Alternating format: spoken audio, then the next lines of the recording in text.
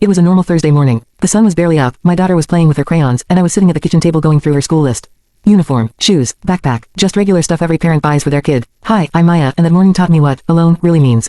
I looked at my husband sitting across from me, eyes glued to his phone, and said gently, "Hey, I need some money for our daughter's school uniform." He didn't look up, didn't even blink. He just said, "Ask your parents." I froze. For a second, I thought maybe I heard him wrong. But he repeated it, this time even louder. "Ask your parents." I don't have it. I didn't know what to say. My parents had already helped us last month. They're retired, living on savings. Meanwhile, my husband just bought a new phone and went out with his friends the night before.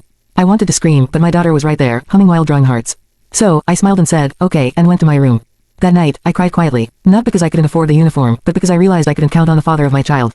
Marriage, I thought, was about partnership, about teamwork, about picking up each other's slack. But in our marriage, there was no us. There was just me. I called my mom the next morning, and she said, "Don't worry, baby. We'll take care of it." Her voice cracked when she said it, because she knew what it meant, that her daughter was fighting alone.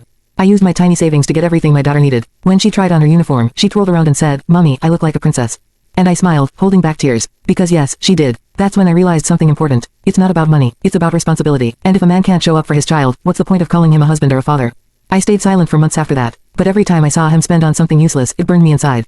Not because I wanted his money, but because I wanted him to care. Eventually, I stopped asking, stopped depending, stopped waiting for help that never came. Today, I work 2 jobs. I provide for my daughter myself. And even though it's hard, at least I can look at her and say, we did this, just you and me. So, tell me, if your partner refused to help with something as small as your child's uniform, would you forgive them, or take it as a sign that love's already gone?